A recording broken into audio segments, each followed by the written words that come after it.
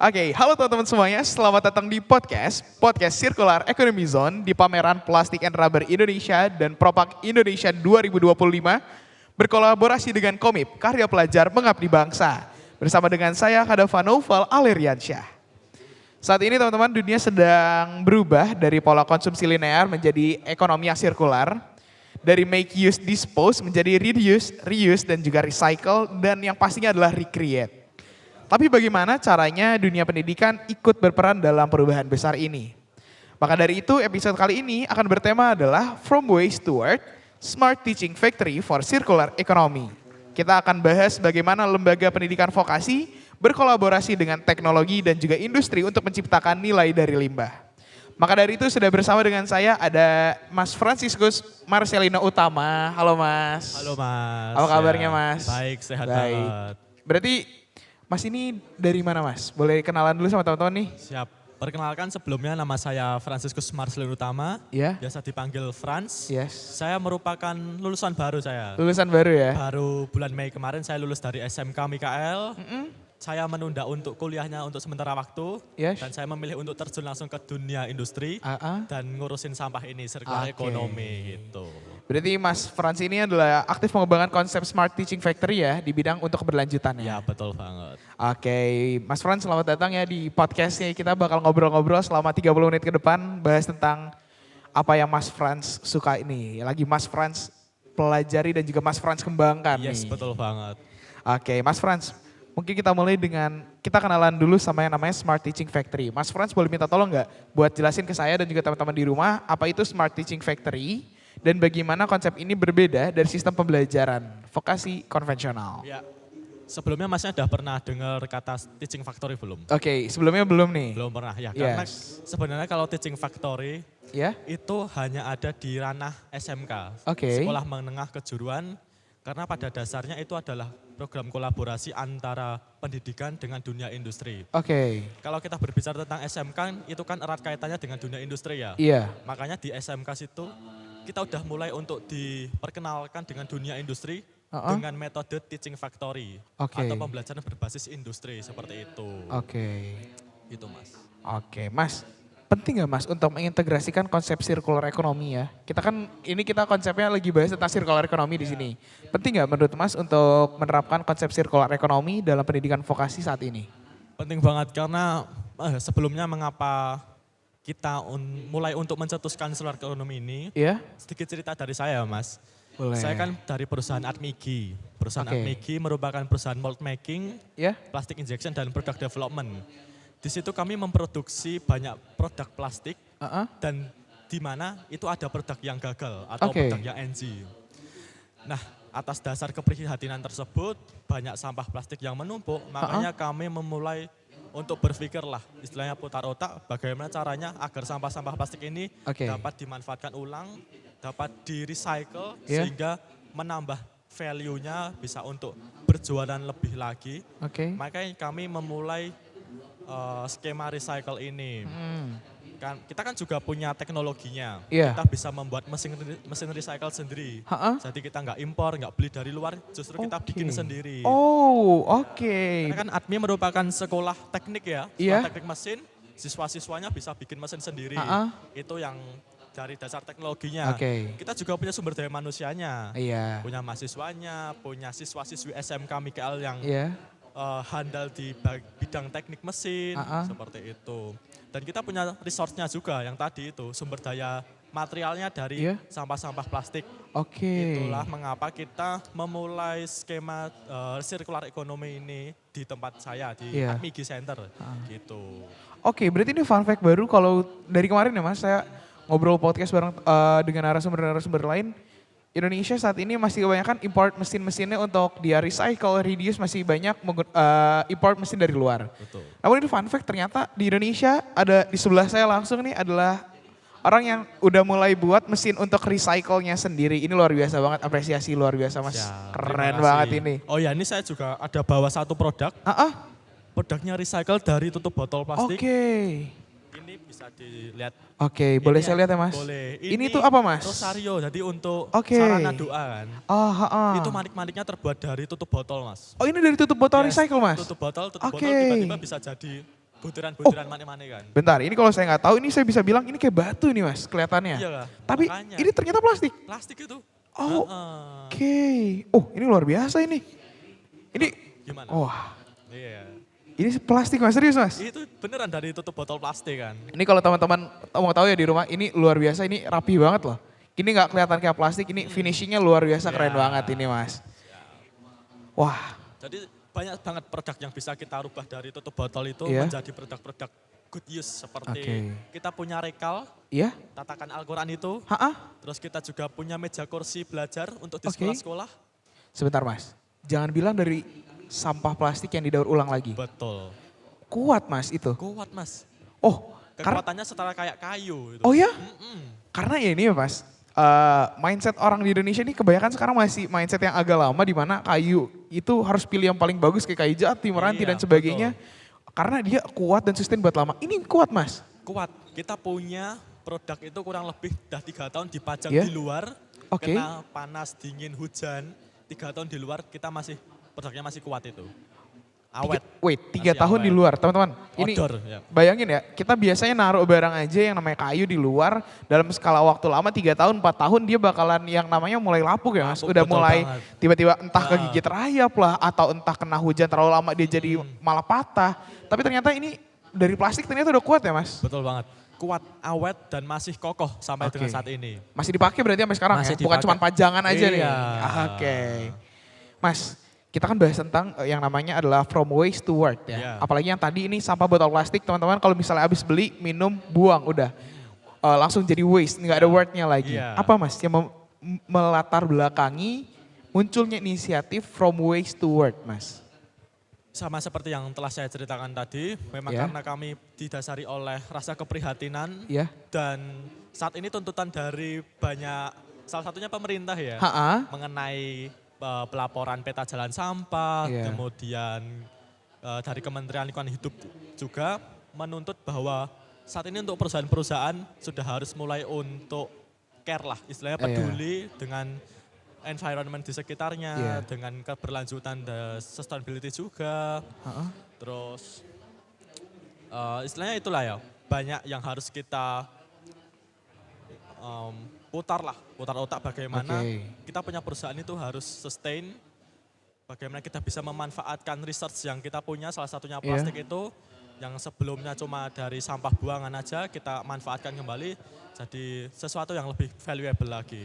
Tapi mungkin nggak mas, barang-barang yang ada kayak misalnya umumnya biasanya orang bilang ini nggak bisa digantikan selain pakai besi atau plastik atau kayu, bakal digantikan sama plastik-plastik recycle ini mas. Pasti bisa banget Pasti ke bisa depannya. banget ya. Kita punya produk itu pot Pot. pot Oke. tanaman. Kalau Ha-ha. biasanya dari material biasa, dari PP biasa gitu Iya. kan, material biasa yang nggak ada harga jualnya, nggak ada nilainya lah. Dari segi estetikanya juga Iya.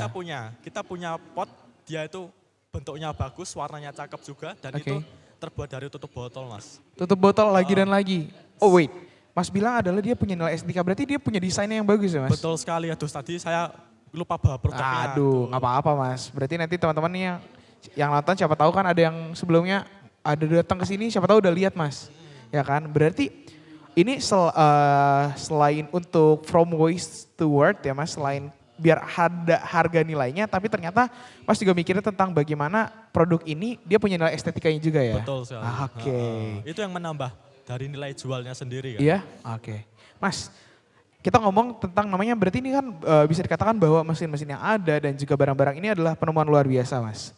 Bagaimana kita dari generasi-generasi muda yang just generation ini bisa ngebuat satu hal baru di mana menggunakan barang-barang yang awalnya tidak terpakai menjadi lebih berguna dan juga bermanfaat serta Iya. memiliki nilai uangnya ya mas. Ya, tadi ngomongin tentang yogurt generation. Yes, Kita yang memulai dari usaha circular economy juga dimulai dari kaum para muda. iya.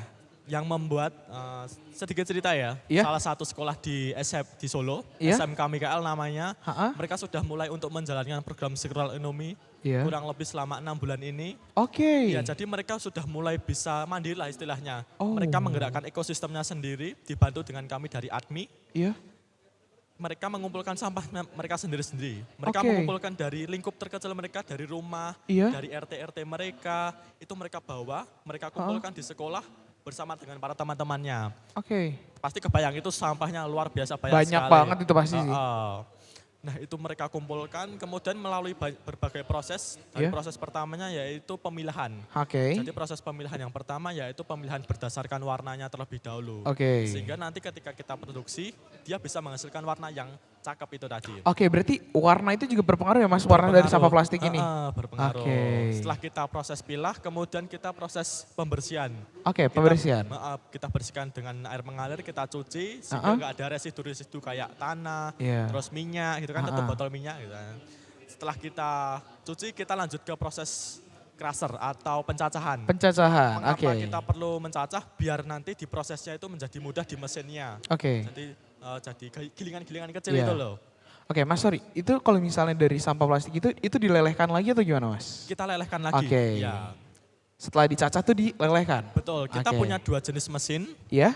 Yang satu mesin press. Oke, mesin Jadi press. mekanismenya dia neken Oke. atas bawah gitu Atas, press. Oke.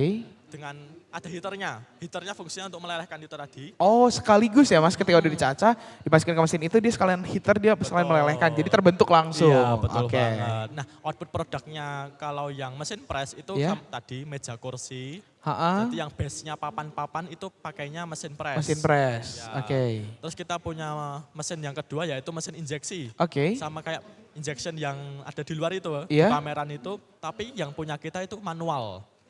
Manual tuh kayak gimana berarti Mas? Jadi kita pakai tenaga Manusia. untuk mengeluarkan dari cairan plastiknya itu. Oke.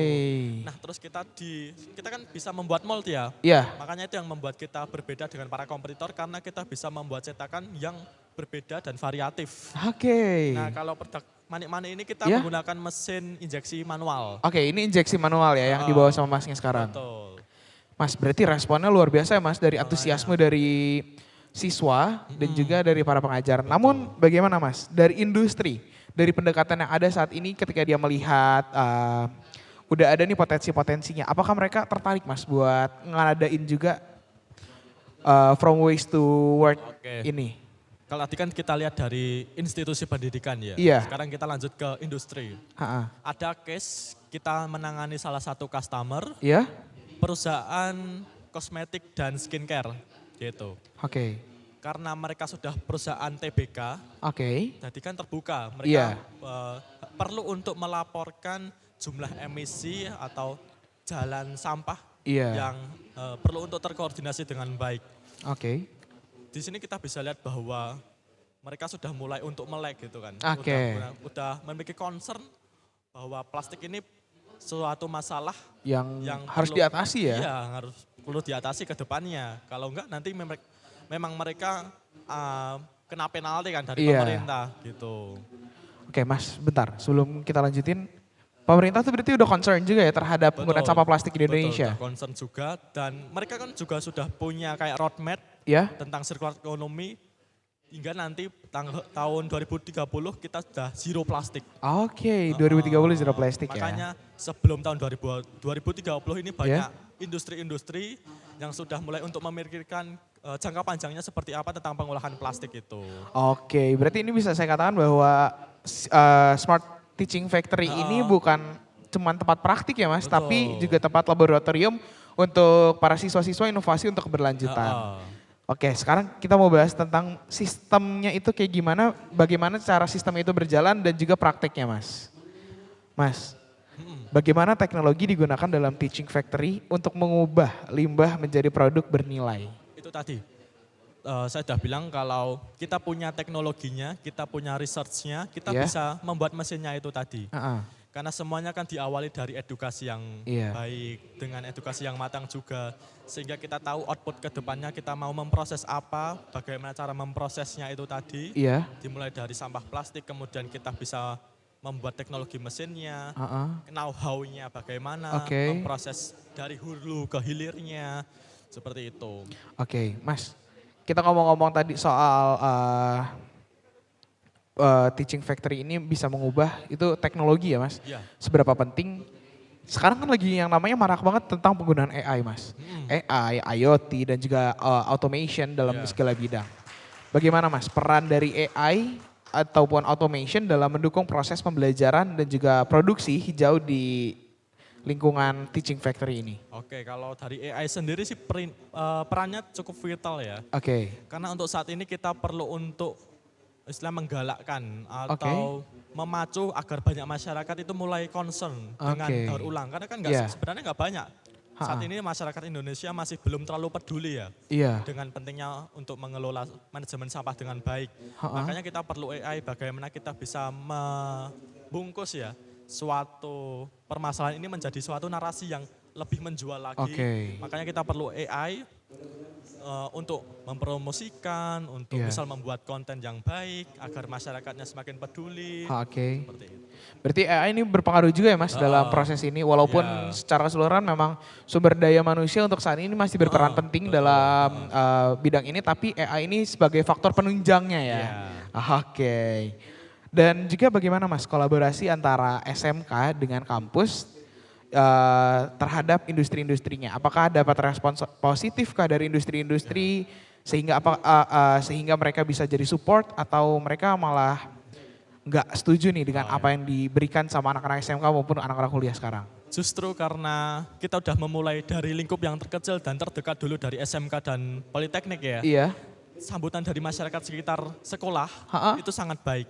Oke, wait Mas. Berarti itu diperjualbelikan juga di sekitaran sekolah? Sudah mulai untuk kita Oke. perjualbelikan produk-produknya dan tadi yang Iya. produk meja kursi sekolah itu Iya. sudah terjual di sekolah SD, SMP, SMA di Solo Ha-ha. 155 set. 155 set. Betul. Berarti udah ada 155 anak yang menggunakan Betul sekali.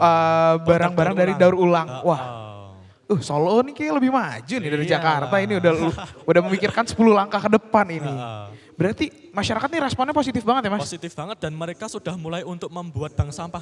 Oke. Bank sampah jadi mereka pilah dan Iya. nanti sampah plastiknya kita dikumpulkan di tempat kami Oke. untuk diproses. Sorry Mas, bank sampahnya ini dibuat dari SMK-nya Mas atau mereka inisiatif sendiri? Inisiatif sendiri. Oke, ternyata. Terpikirkan dari lingkup RT itu tadi. Oh, berarti karena wait Mas, sebelum itu saya balik lagi. Cost-nya lebih murah pakai kayu atau pakai plastik ya Mas? Untuk saat ini karena demand-nya ya, Iya. demand-nya permintaannya belum terlalu banyak sehingga itu ngaruh ke cost-nya. Iya. Cost-nya tetap lebih tinggi di plastik. Jauh kah atau tipis? Perbandingannya mungkin 2 kali lipat lebih mahal daripada kayu. Oke, Heeh. tapi lebih awet lah bisa dibilang lebih ya. awet. Betul. Berarti anak-anak udah gak bisa main coret-coret aja langsung Iya. rusak-rusak pakai penggaris tuh udah gak bisa nggak tuh ya bisa. Mas. Karena kan biasanya kan kalau misal pakai kayu kan kadang anak-anak bawa jangka rusakin Iya. ya kan. Apalagi itu meja belakang biasanya. Nah, meja belakang, apa tembok-tembok kayak gitu ya Iya, Mas. makanya. Jadi ya sekarang berarti targetnya mereka tinggal tembok-tembok aja ya Mas. Berarti wah respon masyarakat luar biasa banget ya Mas terkait dengan penemuan inovasi-inovasi baru Iya. ini. Dan bahkan mereka nggak sekedar untuk mengumpulkan, tetapi mereka juga mengadakan kopdar Oh iya? di tempat kami. Oke. Jadi mereka langsung praktek, tidak sekedar untuk mengumpulkan, tetapi mereka juga mengolah sampah yang mereka kumpulkan sendiri. Oke, oh berarti emang ada sesi di mana diberikan ruang untuk mereka biar mereka Betul. tahu bagaimana Iya. produk yang mereka kumpulkan itu jadinya kayak gimana, prosesnya kayak gimana ya Iya, Mas? Jadi ada workshop kecilnya seperti itu seminarnya. Biasanya yang ikut gitu anak-anak apa Mas? Itu nggak anak-anak, tetapi Orang tua? orang tua. Jadi Oh. ibu-ibu PKK, Ha-ha. bapak-bapak. Mereka pengen tahu biasa itu. Makanya, Tingkat ingin penasaran. tahunya lagi tinggi tuh ya Mas. Melebihan toddler kayak kalah nih tingkat Iya. pengetahuan dari mereka. Oke Mas, ini berarti luar biasa banget. Ini nambah wawasan saya. Jadi memang teknologi ini bukan hanya alat ya, tapi juga jembatan untuk membangun kesadaran keberlanjutan. Namun yang pasti setiap inovasi itu punya yang namanya tantangan Mas. Betul. Ya kan? Kalau kita mau bahas tantangannya nih Mas, apa tantangan terbesar dalam mengimplementasikan smart factory berbasis dengan ekonomi sirkular ini Mas? Misalnya dari mulai pendanaan kah, SDM ataupun dari mindset masyarakatnya. Tapi mungkin kalau mindset kayaknya masyarakat di Solo ini, di sekitar Mas kayaknya udah mikirnya udah jangka panjang, udah jauh banget nih. Iya. Tapi kalau soal pendanaannya Mas, bagaimana? Kalau dari soal pendanaannya berhubung kami merupakan perusahaan manufaktur, Iya, jadi kita tidak terkendala oleh dana untuk membuat mesinnya. oke. Jadi so far so good, aman untuk proses mesinnya itu. Ya, Yang menjadi kendala adalah bagaimana kita bisa mempersuasi banyak orang Oke. agar mereka itu sudah mulai concern dan melek tentang peduli lingkungan ini. iya. Dan karena tergolong mahal ya ini ya, Iya. mesin baru kan, Iya, jadi tergolong mesin baru. mahal sehingga kita kesulitan untuk mempromosikan, bagaimana kita juga menjualkan mesin-mesin itu kepada khalayak luas Iya. gitu. Tapi udah ada nggak Mas yang dari perusahaan-perusahaan yang dia akhirnya memikirkan bahwa oke, ini udah mumpung ada mesinnya akan saya beli nih. Udah ada yang kayak gitu Mas? Sudah ada. Sudah ada? Ya, bahkan di Jogja, kemudian Oke. untuk di Bali, Oke. itu sudah mulai untuk concern dan gerak di bidang sirkular ekonomi ya. Oke, berarti udah mulai ekspansi keluar dari Solo nih Mas ya. Betul Yang sekali. beli-beli udah mulai dari Jogja, dari Bali. Iya. Nih tinggal kita tunggu nih di Jakarta bakal ada yang beli apa enggak nih. Makanya Karena kan di tunggu sekitaran Jakarta. kita nih Jabodetabek nih banyak banget pabrik-pabrik tapi Iya. kita belum tahu nih apakah mereka bisa memanfaatkan Iya. atau belum. Oke. Mas, balik lagi Mas, dukungan pemerintah gimana Mas terhadap dengan penemuan-penemuan Mas dan juga inovasi dari teman-teman? Sejauh ini ya pemerintah sebenarnya belum terlalu banyak berperan di Oke. tempat kami. Jadi kita Oke. masih bergerak sendiri, bergerak secara swasta gitu kan. Oh, tapi Mas sudah sempat ngajuin gak sih Mas ke pemerintah kayak misal kita punya inovasi nih, siapa tahu mengelirik atau masih belum? Kita sudah mulai untuk bergerak sebenarnya ke Oke. ranah pemerintah. Kita beberapa kali mengikuti pameran-pameran yang Iya. diadakan oleh pemerintah sendiri. Oke. Tetapi mungkin ya respon dari pemerintahnya belum terlalu masif sehingga kita belum mulai terfikirkan Oke. untuk jangka panjangnya kayak gitu. Mungkin ini nanti ke depannya kalau misalnya memang udah ada support dari pemerintah dalam jangka waktu dekat, kita mungkin di 5 tahun ke depan bisa ngebuat pabrik sendiri base-nya dari ini ya Mas, Itu dari dia, plastik-plastik betul ya. sekali, heeh. Karena saya lihat bahwa sekarang kayak kita lagi ada di expo dan kita lagi ada di outdoor, ini sampah plastik ini menjadi salah satu masalah utama apalagi botol plastik. Jadi Mas, saya pernah nyari data kalau misalnya ternyata masyarakat Indonesia ini 80% penggunaan sampah plastik itu adalah paling banyak ke botol plastik Mas. Betul Dan saya sekali. pikir kalau misalnya ada yang bisa menemukan satu inovasi di mana itu bisa didaur ulang ya, itu menjadi luar biasa. Karena Mas, kalau mau tahu, mindset saya saat ini adalah botol plastik ini ketika didaur ulang biasanya tuh jadi pot-pot yang anak SD tau Mas. Oh, Ya kan yang tahu-tahu, ditempel-tempel yang ditempel biasanya di mereka dinding, suruh ya. bawa yang 1 liter Heeh. terus dibolongin tengahnya. Betul, Nah heeh. itu. Dan di sini saya baru tahu bahwa sekarang ini bukan trennya bukan itu ya Mas. Sudah ganti Tapi lagi. sekarang udah ganti sama yang namanya ganti jadi manik-manik lah, ganti jadi tatakan lah. Meja Ini kursi, ya. meja kursi. Wah, ternyata emang udah jauh banget ya perkembangan di Indonesia gitu. Dan sebenarnya mengapa kami mulai untuk menggerakkan ini karena kami juga terinspirasi dari luar negeri. Oke. Karena pergerakan di luar negeri sudah sangat masif sekali. Di luar negeri emang masif sih Mas ya terhadap Iya. ini. Karena mereka udah mulai duluan kayaknya Iya, dari kita mulai ya. Duluan, betul. Ketika mereka udah mulai kita mungkin masih baru terfikirkan ya kan. Namun Mas, dampak baiknya Mas, apakah dari lingkungan sekitar tuh punya dampak kayak gimana Mas terhadap siswa, lingkungan dan juga warganya? Kita menjual produk-produk daur ulang tadi Iya? dan sebagian dari hasilnya, profitnya itu kita kembalikan lagi ke sekolah Oke. sebagai dana beasiswa. Oke. Itulah timbal baliknya. Oke, Mas dapat experience tapi untuk benefit yang didapatkan ya, keuntungan yang didapatkan itu dipakai lagi untuk kebersama lagi ya Mas? Iya, kembali lagi ke Iya. siswanya. Yang Jadi- memproduksi siswa, nah, Dikembalikan dan yang lagi kepada memanfaatkan- siswa. Iya. Jadi bukan yang tipikal diambil deh sama sekolah, bukan ya. enggak. Jadi ini emang pemanfaatannya luar biasa teman-teman. Sampah plastik benar-benar dibikin from waste to work-nya ini luar biasa banget. Shock jujur ya selama podcast ini kayak akhirnya tahu ini. Mas, tapi ada nggak sih Mas peluang untuk menjadikan model ini sebagai standar nasional dan ataupun global deh Mas, internasional untuk pendidikan vokasi berkelanjutan nanti? Ada banget sih, kan kita terintegrasi dengan SMK pusat ya, SMK Iya. unggulan itu. Dan kita juga sudah mulai untuk menggerakkan SMK-SMK di seluruh Indonesia Oke. untuk menggunakan kurikulum sirkular ekonomi. Iya. Sudah ada kurang lebih, baru sedikit sih sebenarnya, baru 2 sampai dengan 3 SMK Iya? yang memulai untuk program pengembangan sirkular ekonomi ini. Saat ini masih di dalam tahap R&D, Oke. karena kedepannya kita akan mensupport mesin-mesinnya serta pengetahuan dan kurikulumnya. Oke. Jadi memang tujuan kami ke depannya ingin menggerakkan seluruh SMK agar mereka fokus dan memasukkan kurikulum sirkular ekonomi ini ke dalam pendidikan mereka. Oke, Gitu. Mas, sorry. Ini pertama kali tergerak untuk terfikirkan sampai buat kayak rancangan-rancangan desain kayak gini sampai produk-produk. Ini inisiatif dari siswa kah, guru kah, atau dari mana Mas? Pada mulanya ini tercetus dari internal kami ya, dari Oke. internal ADMI, dan setelah itu para siswa sudah mulai untuk berinisiatif sendiri. Mereka memiliki gambaran-gambaran tentang kira-kira aku mau buat produk apa ya, Oke, seperti itu. Dan karena mereka mempunyai teknologinya, mereka punya pengetahuannya, iya? kedepannya mereka memiliki keinginan untuk membuat produk-produk dengan karya mereka sendiri. kayak gitu. Oke, berarti ini, wah Berarti benar-benar siswanya juga udah mulai tergerakkan ya Mas, sudah punya inisiatifnya sendiri ya Mas? Iya. Wah, Indonesia Emas 2045 beneran kejadian nih kalau memang kayak gini ya Mas. Oke, Mas. Menurut Masnya bagaimana masa depan pendidikan vokasi di era industri hijau dan juga ekonomi yang sirkular ini? Gimana Mas? Menurut Mas tuh bakal bagaimana Mas masa depan untuk pendidikan vokasi, Masa depan ya? masa depannya terhadap dengan industri yang hijau ini Mas? Masa depannya tentu ini akan menjadi prospek yang sangat panjang Oke, karena dalam kehidupan kita sehari-hari tidak jauh dari yang namanya plastik. oke, Dan ketika kita menggunakan plastik, tentunya kita akan membuang sampah plastik tersebut. iya, Nah, PR-nya adalah bagaimana kita bisa menggunakan plastik tersebut dalam jangka waktu yang panjang, jadi oke, tidak sekali pakai. Dan saat ini kita perlu untuk membuat lah ya, istilahnya program-program baru, iya, bagaimana kita bisa membuat plastik tersebut sustain, berkelanjutan, dan tidak hanya menjadi sampah yang terbuang atau oke. sampah sekali pakai. Oke, Mas boleh nggak Mas kasih pesan Mas buat penonton-penonton di rumah untuk mereka biar lebih tertarik tentang pengolahan limbah-limbah ini. Siapa tahu mereka mulai tergerakkan juga, terfikirkan untuk menerapkan from waste to work Mas. Oh iya. Untuk teman-teman di rumah, mungkin cerita yang saya ceritakan tadi terlalu jauh ya. Kalau yang bisa dilakukan teman-teman di rumah sendiri yaitu dengan cara untuk memilah sampah berdasarkan jenisnya dan mulai untuk mungkin disetorkan ke bank sampah terdekatnya sehingga nanti bisa terkelola dengan baik oleh swasta maupun pemerintah. Dan mendukung program pemerintah sendiri untuk Zero Plastik 2030.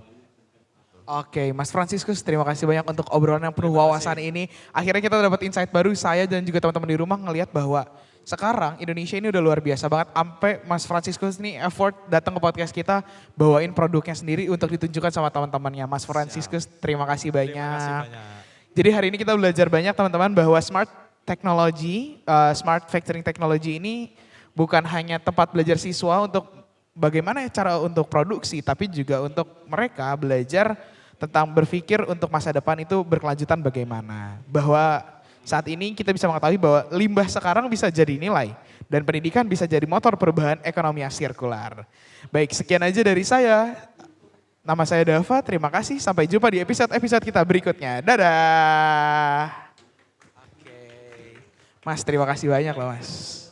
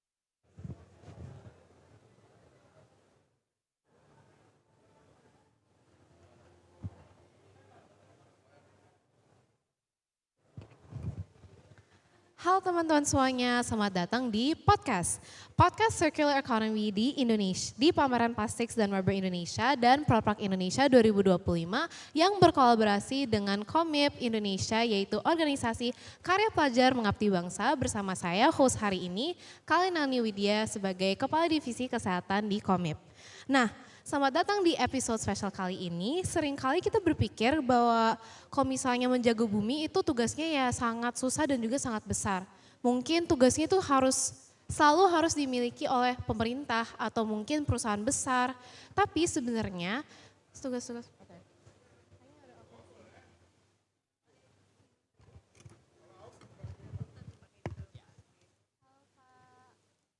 Halo, Ya, nama saya Nalani ya, Pak. kenal nih, Nalani. saya Aji. Oke, Pak. Masuk, oke. Tes, iya masuk.